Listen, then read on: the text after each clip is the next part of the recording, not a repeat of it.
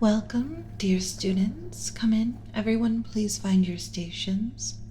I know that everyone is excited for today's lesson, but please keep the volume down and find your seat quickly. Today, we will begin examining a fascinating little creature that I have had the pleasure of caring for as my own for some time now. Now, how many of you are familiar with the species from Earth? Can anyone name the dominant species on Earth? I can see that this will be a very informative lesson for everyone. Before we begin, and I bring out the specimen, a reminder. As scientists, it is our duty to ensure that our specimens are well cared for. That is why I'm going to continue to speak in a gentle and reassuring tone throughout the examination. I'm going to offer words of encouragement and comfort to my little human specimen. We need to understand that the examination may be intimidating for the creature, so we must take extra care to explain each step of the process in a soothing manner. Now, the moment you've been waiting for, allow me to present my human. Please refrain from commenting or asking questions until the end. Let us begin by observing the human's exterior. As you can see, they have a very soft and delicate skin, quite unlike our own. You must be very gentle when handling them. As I examine my little one, I can see that they are feeling a bit nervous. As the skin changes color, you'll notice that the human blush response can indicate embarrassment or excitement, depending on the situation. But you have nothing to fear, my darling. Mommy is here to comfort you. Now, as we examine the human pet's anatomy, use gentle touches and light fingers to gently caress the skin, all while continuing to demonstrate care and affection. I also offer verbal reassurances, reminding the little pet that I am there to help and that everything is going to be all right. You may also choose to offer physical comfort, such as a warm embrace or a gentle stroke of the hair. Humans enjoy having their hair and their heads touched, but you must always be gentle and soft. You can also ask your pet if they will allow you to touch them, using very simple phrasing while making sure that they understand what you are asking. Physical touch can be reassuring to some pets, and if you are willing to provide it as needed, you can choose to ask your pet. Does that feel good? Would you like me to continue? See how the human rotates their head vertically 2 or more times? This is an affirmative response for any human creature. Sweetie, could you please shake your head, indicating no? If they do this, students, this means a negative response. Let us move on to the internal organs. Humans have a complex system of organs that work together to keep them alive. They have a heart, lungs, liver, kidneys, just to name a few. Please hold still, dear. Using your scanner, you can examine each of these organs. This one in particular is interesting. This is the creature's heart. See the electromagnetic pulses?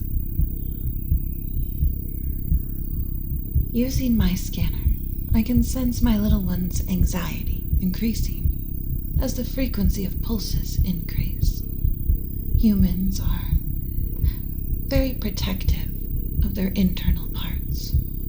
It is important to remember that humans are very fragile creatures and require a lot of attention. My dear little one, do not be afraid. You are safe with Mommy. Mommy loves you and will always protect you. As I continue my examination, I can see that my little one is beginning to relax.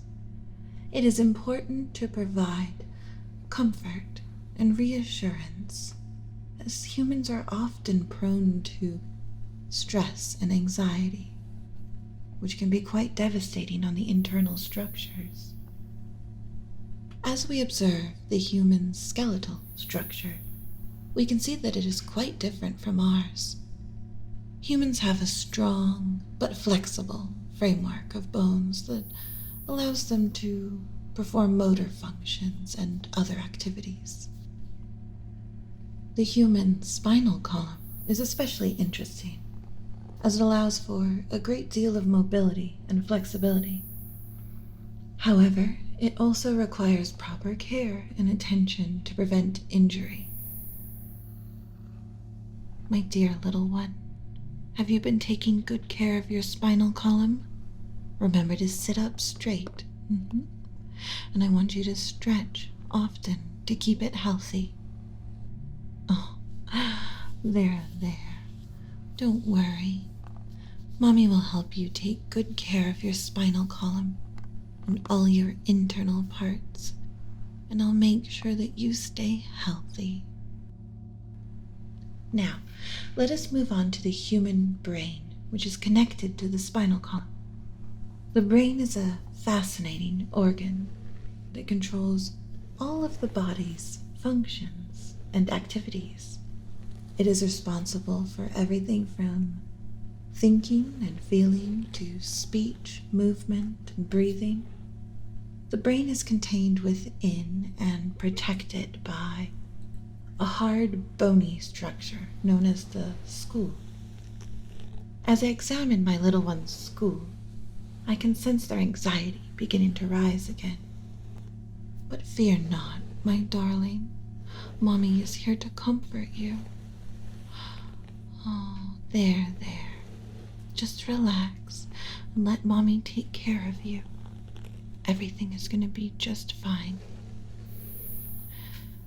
We can also see that humans have a complex nervous system that allows for the transmission of simple messages throughout the body. Messages such as cold, pain, fear, hunger, distress are bounced around to the various organs.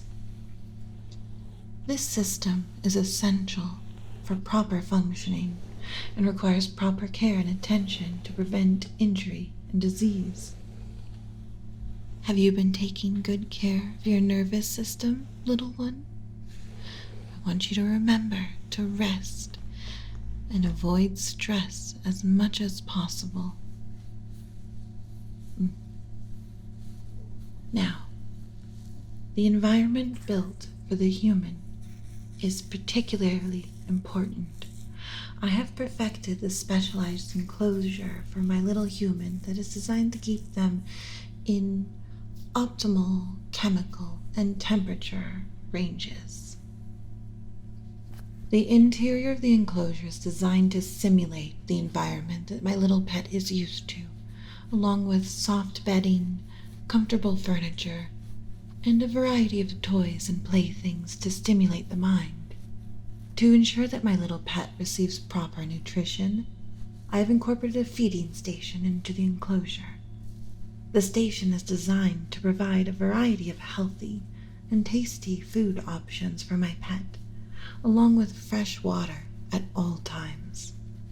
Additionally, the enclosure is equipped with advanced technology that monitors the pet's vital signs and ensures that the environment remains at a comfortable temperature and humidity level.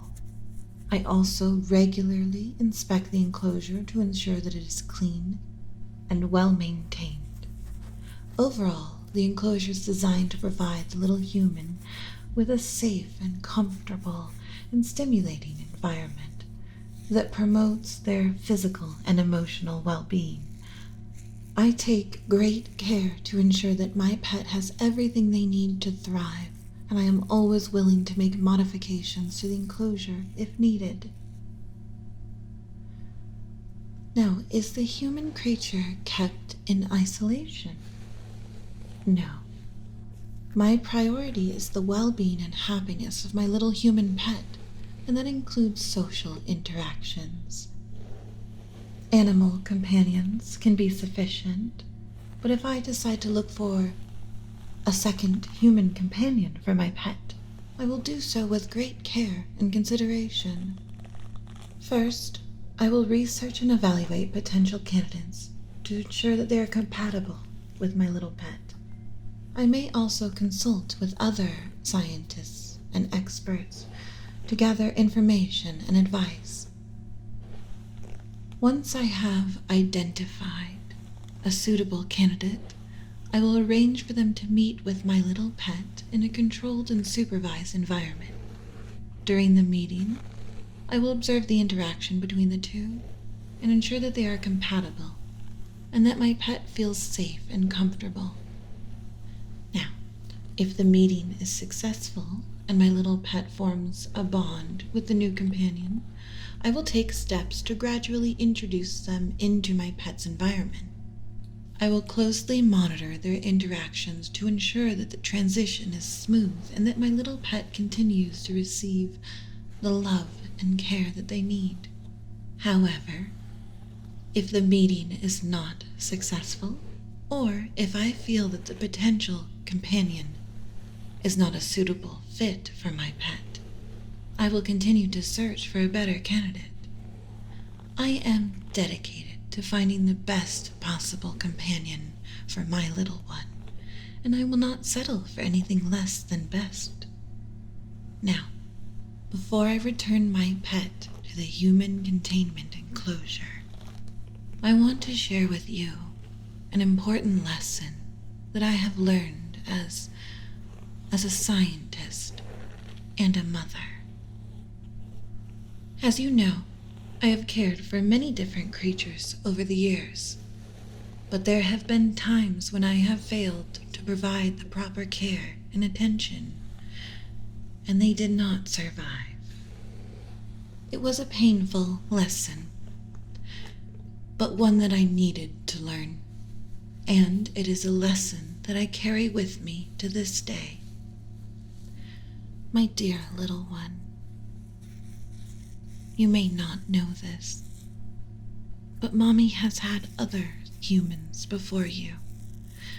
Some of them did not survive, and it was because Mommy did not provide them with the care and the attention that they need. But, my dear little human, you have nothing to worry about. Mommy has learned from her mistakes, and she is determined to provide you with care and attention. Now, as we conclude our examination, I want to remind you all of the importance of compassion and empathy. We must always strive to care for all living creatures, regardless of their differences.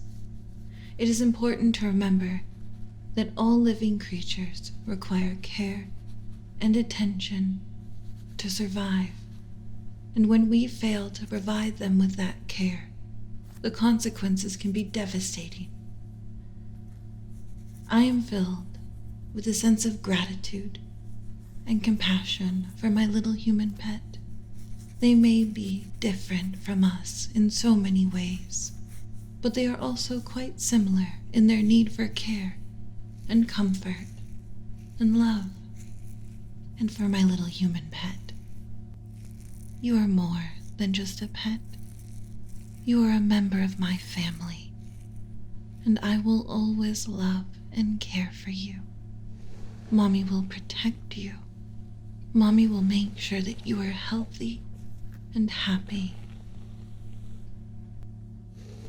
Thank you, my dear students. We have all learned a great deal about human anatomy and physiology today, But more importantly, we have all learned about the importance of compassion and care for every creature.